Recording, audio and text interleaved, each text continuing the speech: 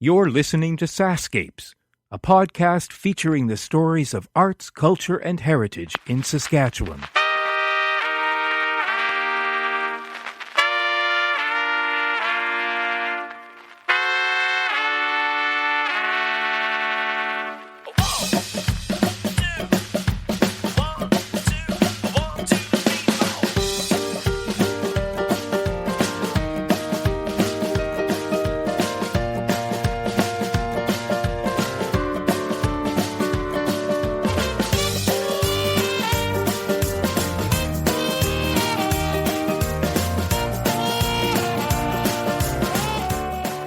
They give tours, explain exhibits, some attend board meetings to provide progress reports, they plan sessions for exhibitions and shows. Why? Well, to quote one participant, it's fun to do. It's cool showing people what you know. But here's the thing. Some of them are only 8, 9, and 10 years old. My guests, Kayla and Spencer, are two of the junior curators at the Meacham Museum in Saskatchewan. Flo Frank, the mayor of Meacham and my guest in episode 28, was one of the founding members of this initiative. The Junior Curator program began in 2013 and allows children who have a love of museums and history to take on some of the responsibilities of a museum curator. I'm Kevin Power, and don't be surprised if you stop by the Meacham Museum and hear the voices of our younger generation welcoming you at the door. Everybody gets to hear your story now. And we are in this adorable little museum here in Meacham, the Meacham Museum, and I am with Spencer and Kayla, who are two of the junior curators here at the museum. Let's start with you, Spencer. Tell me, you live here in Meacham, huh? Mm-hmm. And tell me a little bit about the Junior Curator program and how you got involved. Is this your first year? Second. Your second time around. Okay. And so what does your job involve? What do you have to do as a junior curator? Well, if they're going to one of the stations, you would say what station it is, and then you would go around the whole museum. So the stations are all these little places that are around us, and each one sort of represents a theme and a time frame. Is that right? Yep. And so how are you so smart to know about all of the information behind all these stations? How did you get to know that? Just listen a lot. Right. So did you have a little bit of a training program? Kind of. Yeah. Right. And then strangers just come to visit the museum when they come through town, and you have the important job of introducing them to the history of Meacham, huh? Sometimes. Have you met some pretty cool people? Mm-hmm. And do kids sometimes come through? Yep. Yep.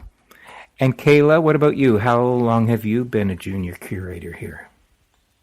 2 years. 2 years as well. Is that how long the program's been running for? A couple of years? Yeah. So you're one of the first. You're both a couple of the first curators.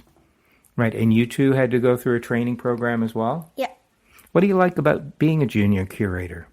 Meeting the new people. Yeah? You've met some pretty cool people? Yeah.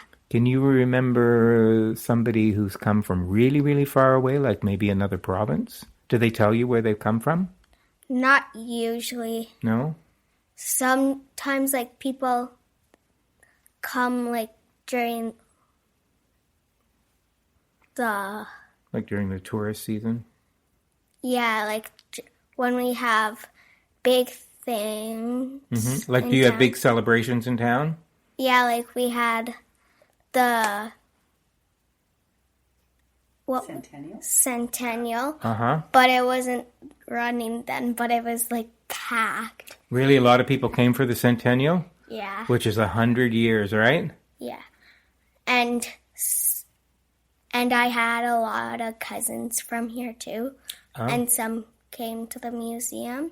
Had you had some cousins who came that you had never met before? Yeah. We had cousins that I never knew that I met at my cousin's anniversary. Wow, that's exciting. Yeah. And how do you find How do you find out all of the information? I mean, a lot of this stuff that we're surrounded by is much, much older than you are. So how much work goes into getting to know all of this? I mean, you have a training program, but you must have to listen really hard and have a really keen interest in knowing the history of your town and remembering it all, huh? Yeah. And so what, in your opinion, what's the coolest thing in here? What thing do you love to talk about the most? Usually the school is the most interesting. Because it's funny to think about how things were done back then? Yeah. What's different back then and now? What do you do differently now that they did back then? Well, we have more books. A lot more books now? Yeah. Right. And you don't have all the technology that you have today? You didn't have computers back then, huh? No. Right. Did they even have ballpoint pens back then? Or they had to write with ink? Yeah. Yeah, with ink. What's the coolest thing in the museum that you like, Spencer?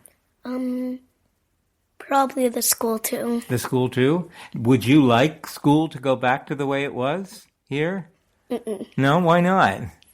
Because I'm not good with ink. You're not good with ink. But you're probably pretty good on the keyboard and the computer, huh? Mm-hmm. No, you're not good with ink. You're not good on the keyboard and the computer? No. Really?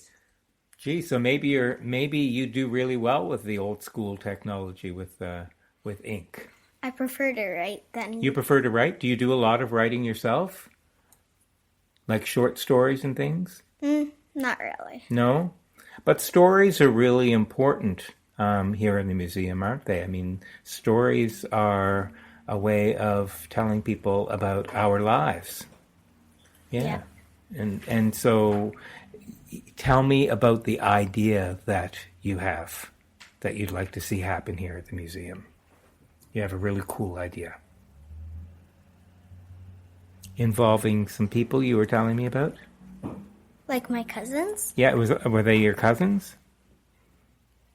Well, yeah, I had a lot of cousins that lived here. Mm-hmm. It was like we could fill like a whole block with my cousins, basically. Yeah? Yeah. But did you have a project in mind that you thought would be very cool for the museum here as a junior curator, involving other kids? Yeah, actually we were doing the sock puppets one day for the museum. Yeah? Tell me about that. How did you make the puppets yourself? Well, we haven't done it yet. Oh. This is something you're thinking of doing, or it's already being talked about and planned? Yeah, we're doing it. We just haven't figured out like the date and stuff. And are you going to use the sock puppets to tell stories? We're going to make sock puppets just as like something they did back then. Yeah, they would have done that back then. How do you feel like it's your job to get other kids your age involved as a junior curator? I mean, is it important to you that other kids get involved? Yeah. Why? Why is it important that we remember this history? I mean, this is all stuff that happened ages ago. Why don't we go, that was way back then. We don't need to remember all that. Why is it important to remember it to you?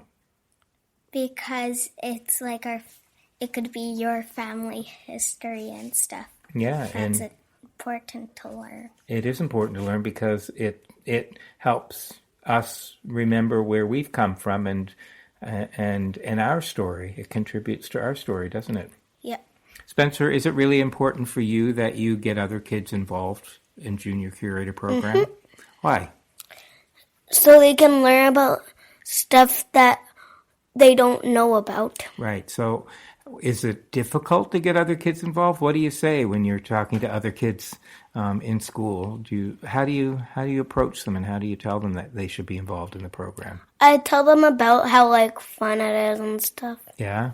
And so you start this Junior Curator program what time? At the beginning of the summer? You're sort of on call all year round? Mm-hmm. When they call and say, Junior Curator to the museum, please.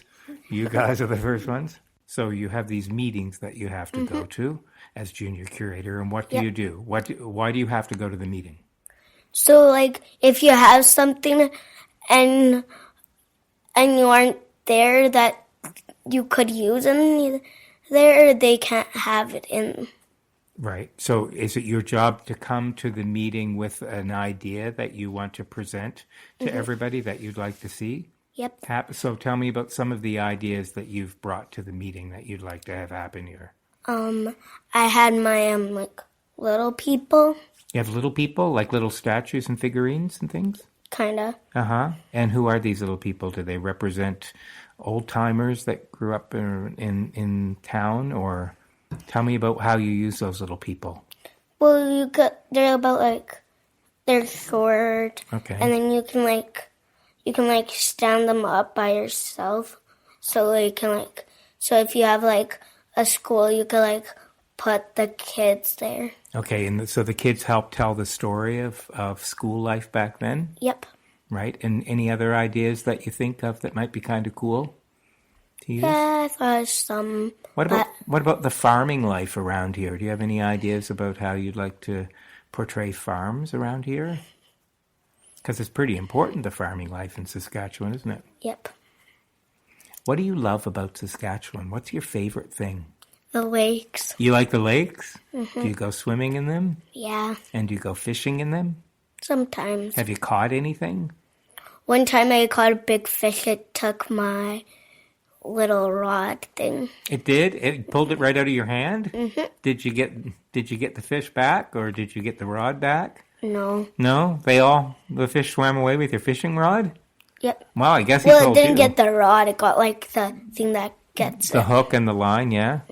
And you never saw him again? He took off. Well, I guess he told you, huh? Mm-hmm. I think that was my lucky one. That was your lucky fish hook? Mm-hmm. Wow. You'll have to get another lucky fish hook. Yep. Kayla, tell me about the meetings for you. You have to come to the meetings with ideas as well, huh? Yeah. So tell me about some of the ideas that you've brought to the meetings. Well, the sock puppets was a little bit of my idea. Yeah. And, yeah. Yeah, I guess you can. Christmas decorations. Oh, yeah? Were you able to find really old Christmas decorations? We actually made some. You made some? Yeah. What did you make them out of? Stuff they would have made Christmas decorations with back then? Yeah, we made some paper and newspaper stuff. Yeah, those paper chains. What about, have you tried stringing the popcorn and the cranberries together? They used to do that. They used to do a kernel of popcorn and then one whole cranberry and then another popcorn to make a long, long chain. We didn't do that, but I think someone else did. I guess if you have edible Christmas decorations, the mice will come and eat them, huh? Well, if you had fake popcorn and cranberries, they wouldn't eat it. Yeah, maybe you'll have to come up with an idea to figure out how to make paper mache fake popcorn and cranberries. Yeah, we could get like yellow paper and whatever color the berries on it and put it on the screen. Yeah. You know, I just kind of thought that as a junior curator, it would be really important that you guys work together to come up with ideas, huh? Yep. Yeah. Me and my sister sometimes come up with stuff together. Yeah, is your sister also a junior curator? Mm-hmm. And is she fairly... Oh, Kayla is your sister. Oh, I didn't realize you were brother and sister. Oh, that's pretty cool. Oh, and so you guys go to school here, huh? No, there's no school here. There used to be. Yeah? And then that one got teared down in a way. Yeah. So it's actually a person's house now. Oh, and so how far is it that you have to travel to go to school? Not that It's far. Like 15 minutes to get there in Viscount. Oh, in Viscount, okay. And do the kids in Viscount know that you're junior curator? Some do. Yeah. I have a friend there that is one. Basically all my class. You what? Basically told all my class. You did? You told all your class? Basically. And do they think you guys are pretty cool that you have such a big responsibility being junior curators? Some do. Yeah? My friend Nathan comes here. Mm-hmm. He works here. The whole classroom? And you have to show the whole class around? Yeah. We haven't yet. I have. You have? Spencer, you have? Mm-hmm. Is that kind of scary to be showing your whole classroom around? Kinda. But they must think you're pretty cool to have that responsibility. Yeah, me and Nathan showed them around. And does the teacher come as well? Mm-hmm. Wow. Me and Nathan Well, we're close to the same age. He's 6 and I'm 7, and then he turned 7 and we're the same age, and then I turn 8 and then he's still 7. So how old are you actually now? 7. 7. And Kayla, how old are you now? I'm 10. You're the older sister? Yeah. And so that means you would have been 8 when you started. Yeah. 2 years ago. That's a really big, impressive responsibility for kids so young, I think. Not every kid is interested in history. I think it's pretty cool that you guys are interested in the history of the town where you live. Yeah, I watched that show on history, and it's called Curse of Oak Island. On the History Channel on TV? Mm-hmm. So you really like history a lot, both of you. Mm-hmm. Do you think it's something that you'd like to study when you're grown up? Mm-hmm. And because you like pen and paper, you'd probably be the person that would write a lot of stories. Yeah. You have to say your name, and then when you're done, you have to say thank you and please sign the book. The guest book? Okay, and so if I'm somebody that's coming along here and I have introduced myself and you've told me who you are, and then I come up to this table that we're sitting at here and I see this bell here. Is there anything you can tell me about this bell? Does it actually, can I touch it? Mm-hmm. And it rings. Mm-hmm. So do you know the story behind this bell, how it came to be in the museum?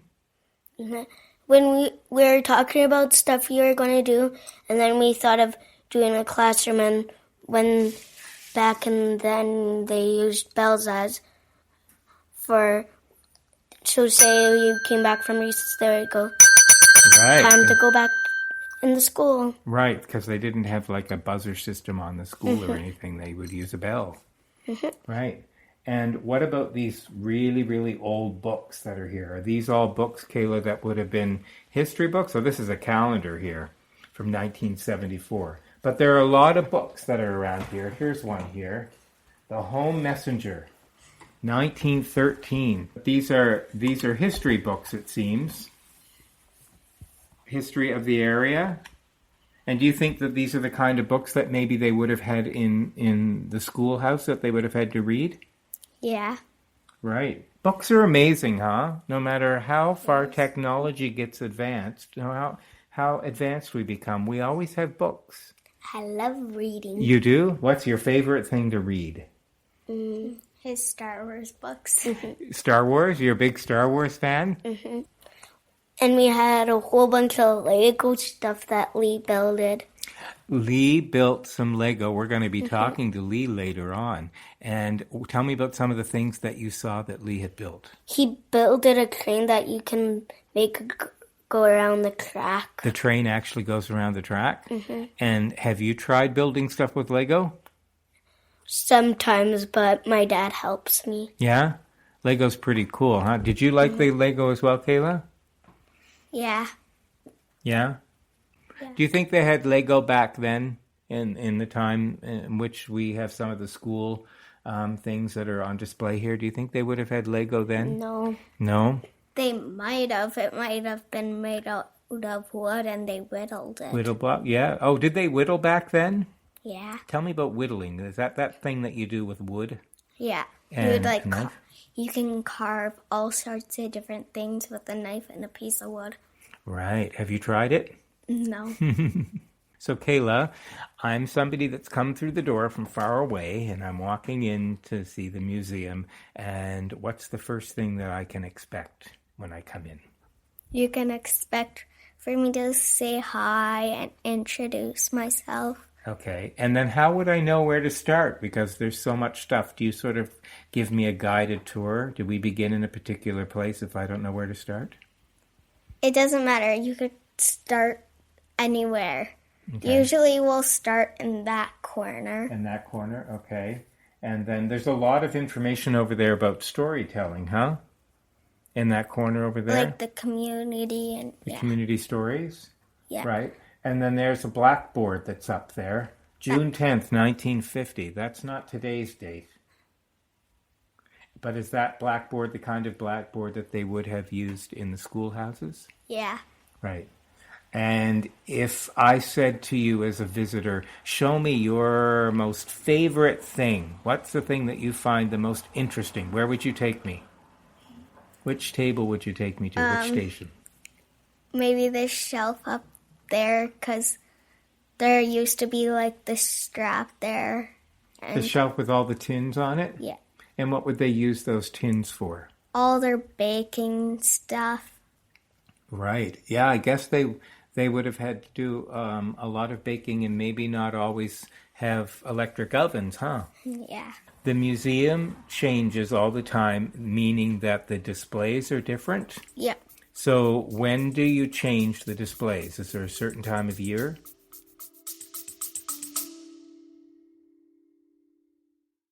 Hey, it's Kevin. I hope you're enjoying the episode so far. Just a quick reminder that the SaskScapes podcast is available for free on your favorite podcast app, or you can stream it from your browser. Check out the show notes for the link. On the SaskScapes homepage, you'll notice something new under the logo called SaskScapes Plus. You can't miss it. There's a big button saying support with a heart icon next to it. I'd love it if you could click on that button and help keep this podcast series going. When SaskScapes launched in May 2014, it was the first podcast in the province celebrating arts, culture, and heritage. In fact, you'd have been pretty hard-pressed to find any Saskatchewan podcasts. So I'd like to think that we paved the way. It's been because of your support that this podcast is now in its 9th year. Okay, that's it. Enjoy the rest of the episode. Not usually. We usually do it like once in the spring or something, and once in like the winter. Okay, and Spencer, so if this stuff goes, that must mean that other things come in. So do you have a space where you store all of the stuff? In that little room. A little tiny room back there, right. And so you'll take out some of the stuff and put it in the back room, and then some of the things that are in the back room you'll bring out here and change up the displays. Yep. And so if we didn't see some of the things here because you put them in the back, what sorts of things would you bring out that I can't see here today? Maybe some people might maybe we have Lego in there and we might bring it out. Some Lego. And do you get to decide as junior curators, do you have some input on what you'd like to have brought out here? We kind of like go to our house and like see if there's like stuff like that we like use still, but like that they can use for a while. Right. Hey, Kayla, this building that we're in, tell me about the museum building itself. What was this before? Was it always a museum? No, it used to be actually like Lee and Flo's house. It used to be like A studio. It was a studio? And do you know what it was before that, when the building was actually constructed? Might have been someone's house. I don't know. Mr. Clemician? And he had a harness shop for horses? Yeah, and And a shoe shop? So he worked with leather? yeah. Right. These must be the original floors, too, huh? I think so. That's pretty cool. What else would I find in the room back here that isn't out here today, Kayla? Well, last year we had the Christmas tree and like a little scene from the house. Mm-hmm. And then over in the back, in that corner, was the a Christmas concert display. Oh, yeah? From one of the old Christmas concerts Yeah. that they used to have?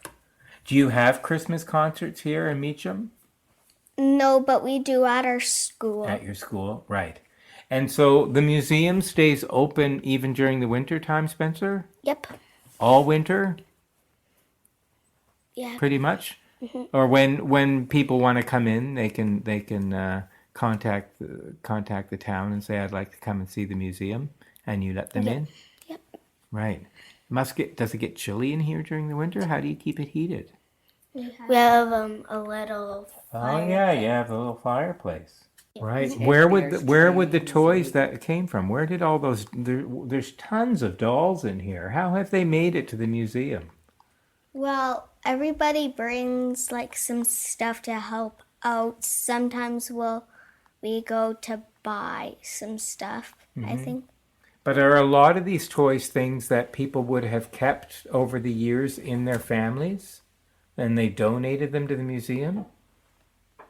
Yeah. Like somebody's come in and said, my grandmother had this doll and she passed it on to her daughter, who's my mom, and my mom. I mean, is that sort of how some of these things come here through families? Yeah. That's pretty cool. Are you saving things that you have now in hopes that one day they might be of interest to a museum? Do you collect things? Sometimes I'll collect like shells if I can find any. And sometimes if it's a really cool rock. Right. Spencer, behind us, we've got a checkerboard. Do you know how that came to get here? The checkers is a board game, and board games are kind of out of fashion these days, don't you find? Do you play board games, or is everything that you guys are playing on computer now? I play some board games. Yeah? So they're not completely out of fashion. They're still pretty cool to play board games? Yeah. So, and checkers is still around, huh? Mm-hmm. You can probably still play that on a board game. Yep. So as old as some of these things are, some things never change. There's always dolls, right? Dolls never go out of fashion. Do you see that high chair that's behind us here, that white high chair? Yep. Can you believe I have that exact high chair in my bedroom? And that was a chair that my brothers ate on when they were babies, all the way through to me. I'm the seventh kid in my family, and I got to sit in and it's exactly the same thing. I'm the fourth one. You're the fourth, and Kayla, you're the first. No, I'm the third. Okay, and what about your older? You have two. Is it two older, an older brother and an older sister, or two older brothers? Two older brothers. Okay, and why are they junior curators as well, or are they too old? My brother. Cool. They're too. Oh, Yeah, they say they're too cool. But don't you think being a junior curator is pretty cool? Yeah. I mean, knowledge and history is pretty cool. My friend Tanner, he came here and he's like, "Ooh, this is pretty cool." Well, that's great. Yeah, we have some cousins that work here. Mm-hmm. Yeah, they don't come here as much because they live out by Bruno, and their mom owned the store, and we used to have ice cream night, and the museum would be opened, so they would help run it. How many junior curators are there? 8. There are 8. Yeah. Wow, so there's a pretty big group. Yeah. So not all the curators. Friends. So they're not all related to you. Nope. Right. And do you all get together? Is there a time when all the curators have to get together? Is that the meeting? Sometimes. Does everybody have to be there?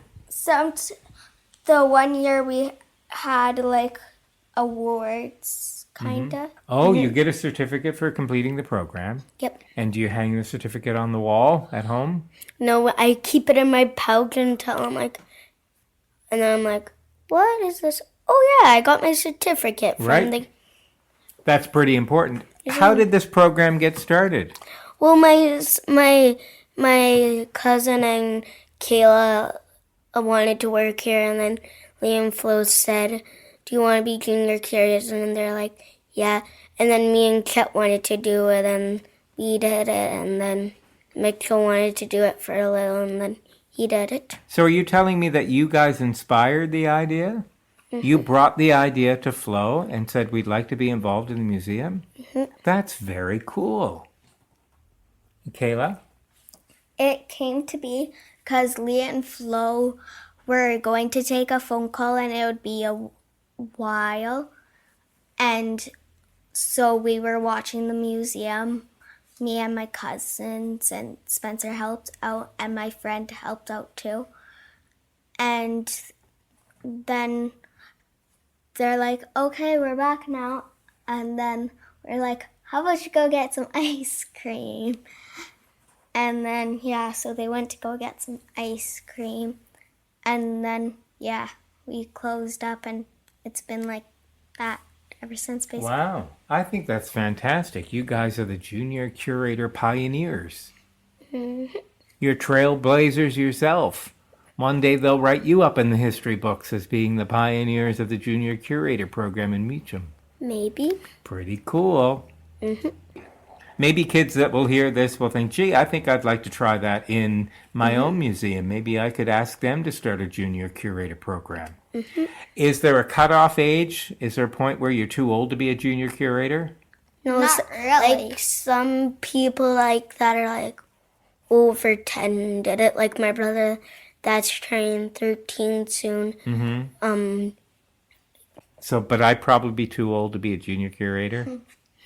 You'd probably be like one of the ones that actually help run it. Oh, I see. And so are those the adults that help run the program?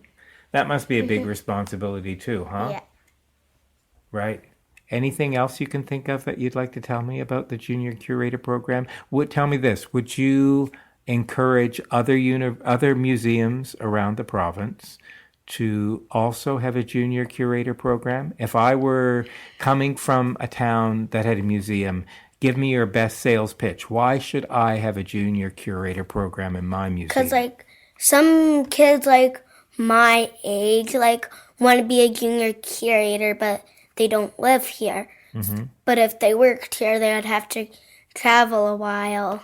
Okay. So if they had a museum in their town, and I would tell them, and I'd ask them, do you have a museum? And if they said, yeah, I'd say, hey, maybe you could have a Junior Curator thing too. That would be fantastic. Just think, you could inspire museums throughout Saskatchewan to have a Junior Curator program.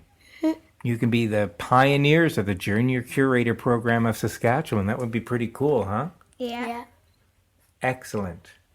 I'm sure glad I got a chance to meet you guys. I wish I had something like this when I was growing up. It seems like a pretty good focus to have at such a young age, huh? And so you'll keep going? This isn't going to be your last year as Junior Curator? Nope. Right. Excellent. Well, I wish you much success in your very big responsibilities as a Junior Curator. And I know that people that are coming to visit will be in really good hands knowing that they've got you both to take them through the museum. Thank you, Spencer. You're welcome. Thank you, Kayla. Thank you. Thanks for listening. The SaskScapes podcast is created by Kevin Power as part of the Culture Days Animateur program operated by SaskCulture. Funding to the cultural sector is provided through the Saskatchewan Lotteries Trust Fund for Sports, Culture and Recreation. If you want to hear more of these podcasts, or to see the great work being done by other SaskCulture animateurs, please visit www.iheartculture.ca. Special thanks to Paved Arts in Saskatoon for their technical support. Music for SaskScapes is provided by Saskatchewan-born singer-songwriter Jeffrey Straker. There is no end to the stories to be told. So, until next time,